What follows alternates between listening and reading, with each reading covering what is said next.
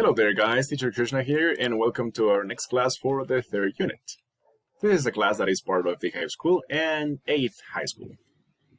Just like you know, our subject is science and we are working on week number 24. So let's go over our presentation for today.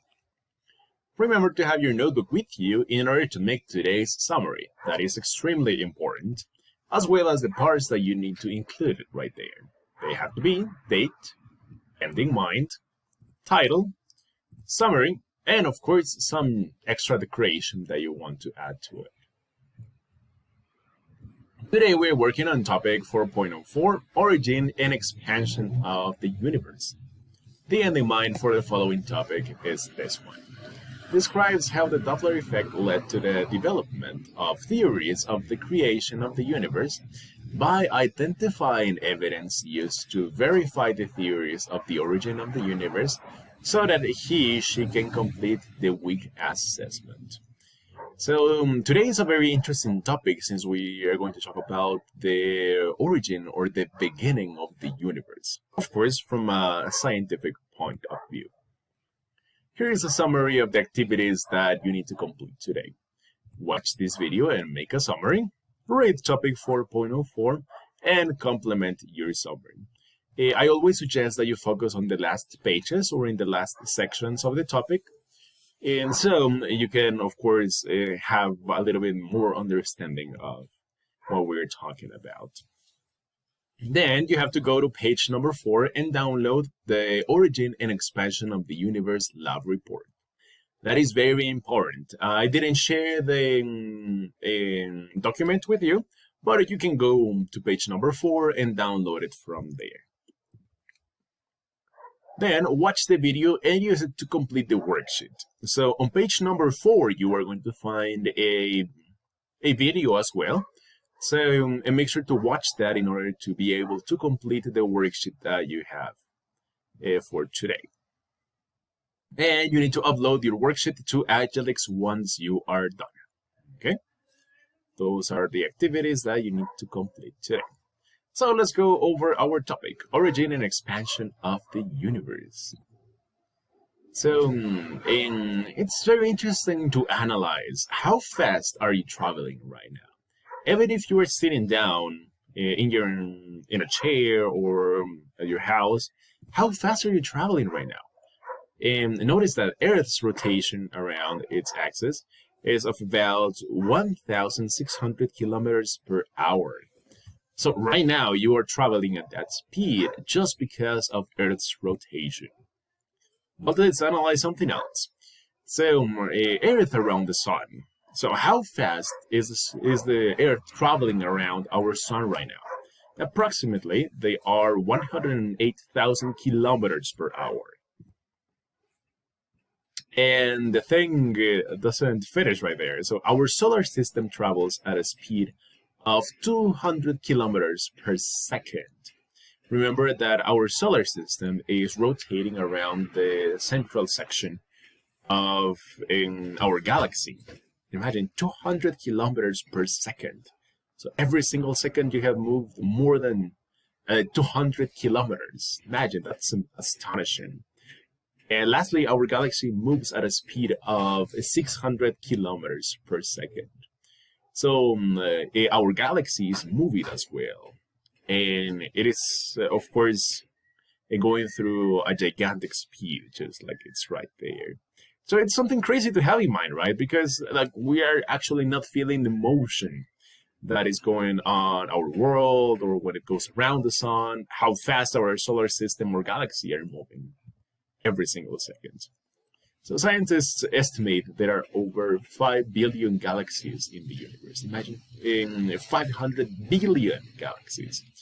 So if you ask me, like, it's very difficult to think that we are the only living beings in all of the universe, because there are many things that haven't been explored just yet. Now, let's go with our universe. So gravity governs the movement and behavior of all bodies. Stars, planets, asteroids, etc. Gravity is crucial every single where. Stars provide heat to several planets. I'm sorry, there should be an E right there. Just like our sun is providing us with heat. Galaxies are made of billions of stars.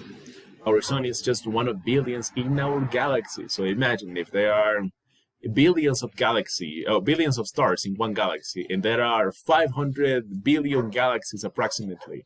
Imagine the amount of stars; they are infinite. Where does all of this come from? Scientists have tried to explain this through careful experimentation and observation. So, something very important, for example, is that our Earth is actually using gravity to have a certain attraction towards the moon. And the same thing, the moon has a certain attraction to Earth. But of course, since the bodies are a little bit different, they are going to produce a different amount of gravity. And gravity is absolutely everywhere. For example, let's suppose that an astronaut goes to space. So the body of that astronaut is going to have something that we call a microgravity, which basically is a gravity that is being produced the body of the astronaut. And remember that this term gravity means that you are going to attract other objects. So the bigger the objects are, the higher the gravity they are going to have. All right, let's go with Milky Way galaxy number 1. Stars, just like all celestial bodies, form due to a gravitational pull. So a lot of elements are going to condense because of gravity, and then nuclear fusion is going to start. All objects have a gravitational pull. This is known as microgravity. The bigger the objects are, the higher their gravitational pull is. What I was telling you before, all objects have gravity, but the bigger they are, the bigger the gravity it gets. All right, this is why bigger planets have more moons than smaller planets. Of course, planets like Jupiter or Mars have way more moons than Earth because of the size that they have. And this is the principle that is followed by galaxies. There are 4 types of galaxies. And this is something very important to pay attention to. So what are the 4 types of galaxies? We have the spiral. They spin around a central point and have arms that revolve in the central region. And one of the examples can be the Milky Way. We have some barred spiral. So they are similar to the previous one. The difference is that this one has an elongated center. An elongated center means that it is not a circle, but it is going to be like an oval. The center of the galaxy reminds us of an oval. We also have elliptical. They are circular in shape. Most objects are concentrated around the center of the galaxy. So galaxies like this are very interesting to analyze. So they have the center of the galaxy, of course, and they don't have like arms like the galaxy we're living in. But there is like a circumference that surrounds the center, and all around there you are going to be able to see all of the materials that are concentrated. And lastly, we have irregular. These galaxies have an irregular shape. Basically, they are not like an oval, they are not circular, but they just have an irregular shape. Right here, we have some of the examples in pictures, so you can actually visualize them a little bit more. So these ones are the elliptical galaxies. We have the spiral galaxies as well. We have lenticular galaxies that we didn't discuss, but that can sometimes be classified as well. And lastly, the irregular galaxies. All right. So pretty much that's what we have right there. Now let's continue with Milky Way Galaxy 2. So this is basically what our galaxy looks like, according to Agilex.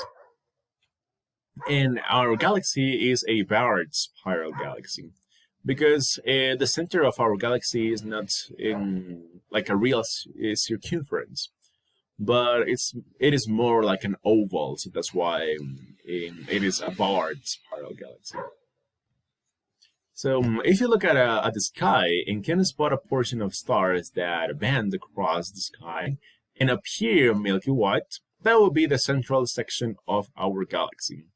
So usually stars are way more concentrated in the center of our galaxy. So that's why we'll be able to find the stars with this behavior. Right, so now please go to page number 2 and complete the self-check section. That is something very important, so you can, of course, double-check if you have understood the topic appropriately, or refresh your mind with a couple of concepts. Once you are done, you can come back to the video and we can continue. Alright, so welcome back. And let's continue with cosmology. So cosmologists, they are scientists that study the origin of the universe. And in 1929, Edwin Hubble publishes a scientific paper theorizing that the galaxies are moving away from Earth. He is known as the father of cosmology. He found that galaxies were moving at hundreds of kilometers per second. Pretty interesting, right? He proposed that the more galaxies separate from each other, the faster they accelerate. This is known as the Hubble's law. So let's suppose that we have one galaxy here and one galaxy here. So the more they start to separate, the faster they are going to accelerate. And according to some scientists, there were two theories that were proposed to try to explain the origin of the universe. The first one is the steady state theory. So density of matter is constant. The universe is expanding and creating new energy and, of course, new matter. But it does not follow all the natural laws, so it was discredited. So many people said that the universe was expanding, but while it was expanding, then more matter and more energy was created. But in one of the main physics laws states that matter cannot be created matter cannot be created or destroyed. It can only be modified. So then the Big Bang theory appeared, which states that the density decreases over time, and the universe is just becoming less dense with time. So in 1965, Arnold Penzias and Robert Woodrow discovered radiation waves that will act equally in all directions and having the same temperature. And they won the Nobel Prize in Physics in 1978. So basically, no matter in what direction they will actually perceive it, there were these radiation waves that were constantly acting in the same behavior. So basically, they were saying that the universe was expanding a little bit more. But how is it expanding exactly if not new energy or matter is being created? We're going to go over that a little bit later on. But now we're going to talk about matter. And something very important to analyze are these two elements. We have hydrogen and helium. So remember that matter cannot be created, not destroyed. It means the amount of matter that exists now is the same as when the Big Bang took place. And 90% of the matter in the universe is hydrogen and helium. It's interesting, right? So just like we studied before, hydrogen and helium can change into other elements. And that's why several things are created later on. All right, and this picture is going to help us out to explain the theory of the Big Bang. So even though a lot of people say that it was an explosion, it's not quite accurate. So basically what happens is that our universe is like the balloon that this kid has right here. So what happens when he starts blowing air inside? Well, just like you can notice, it is expanding. So basically what is happening in the universe is exactly the same. So we have the same amount of matter. But let's say that the matter and the energy is just separating a little bit. So that's why we say that, that the Big Bang theory states that it only expands. All right. So that'll be it for today's session, guys. Thank you a lot for coming, and I will see you during the live meet that we're having just in a couple of minutes. So goodbye and always take care of yourselves.